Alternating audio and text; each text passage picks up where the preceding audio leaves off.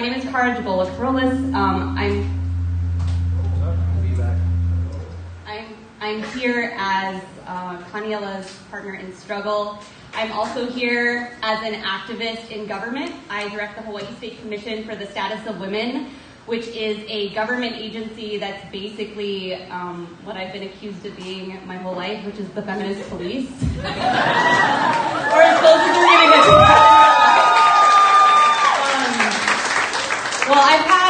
I'm also an organizer in the women's movement, and I've had the joy of organizing with many of you.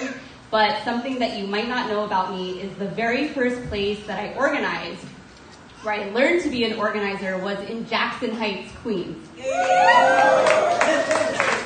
So this introduction is extra special to me. How many of you, though, show of hands, know of Affirm Hawaii? Great. A couple years ago, Affirm started, and we decided to organize around an anti-imperialist feminist agenda. We were very cognizant that feminist messages are notoriously hard to deliver, but we had to communicate that our agenda, our vision, could actually improve people's lives. So it was kind of like our son's favorite story, The Little Engine Who Could. It was unpopular at first, it was lonely, and the only thing that we knew for certain was that we wouldn't be stopped. We know we've heard that story before somewhere else. So when someone suggested recently that our message or our movement won't carry in Hawaii because Hawaii isn't the Bronx, I just had to laugh because our communities have always been connected.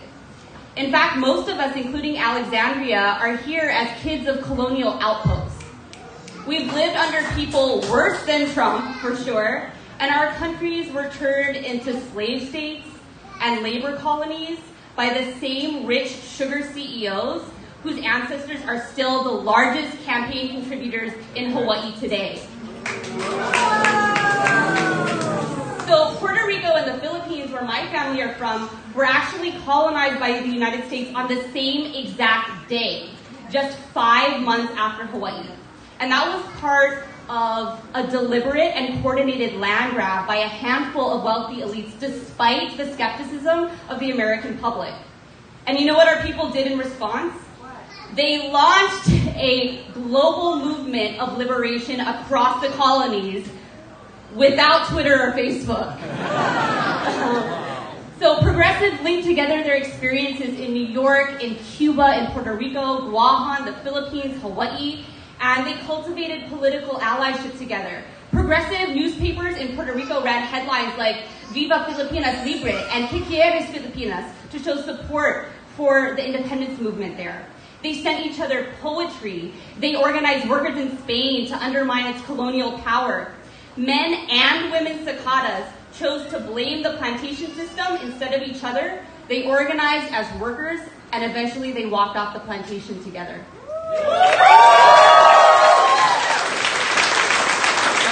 Today, we continue to share a struggle. Our communities are made up of people who remain at the periphery of the two-party system.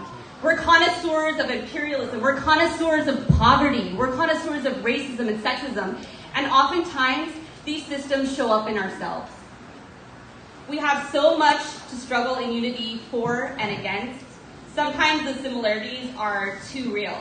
Like in the Philippines and Puerto Rico, they both have the exact same amount of crushing debt. How ironic is that? That we had our land and labor stolen, and yet we're the ones still owing. Or how about the aftermath of Hurricane Maria? There are 3,200 prisoners right now in Puerto Rico that are being relocated to the same exact private prison in Arizona where Native Hawaiians are shipped.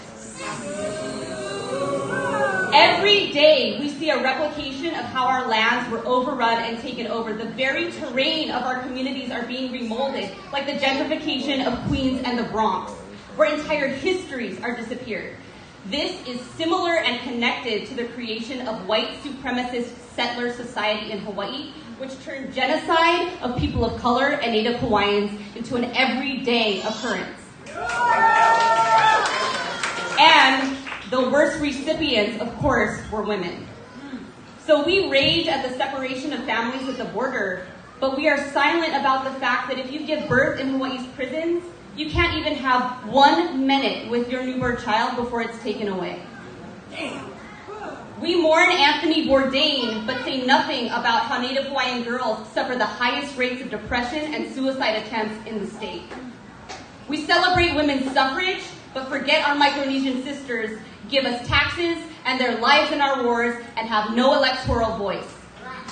We say time's up, but we rename our airport after a man who is the ultimate symbol of male violence and abuse of power.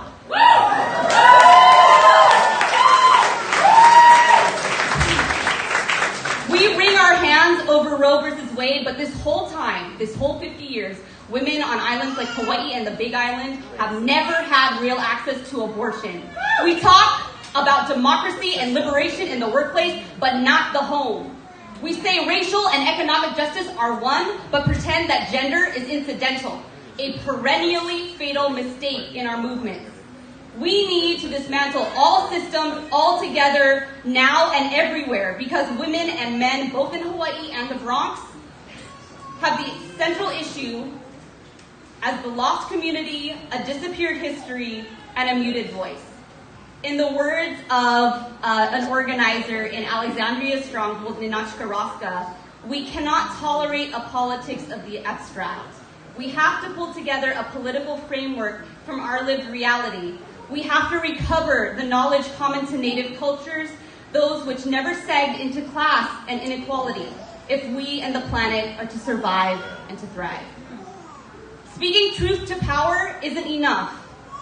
We have to speak the truth to each other. We have to tap into the ties of love and intimacy of community, because these are the things that cannot be broken by money's influence. Kaniela proved that early on. He was just a 22-year-old kid when he flipped a district to Democrat that had been Republican since statehood, over 50 years. That district is now our family. So Alexandria Ocasio-Cortez also proved it when she took down a 10-term incumbent as a community organizer.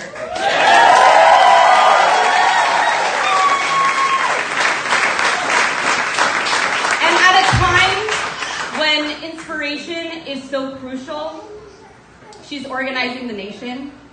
And she's showing everyone that our movement isn't just sensible, but it is sensational. And you know what, for me as a millennial, I have to say, she's also shown that it's time to stop asking if millennials are ready to lead and start talking about the greatness of our generation.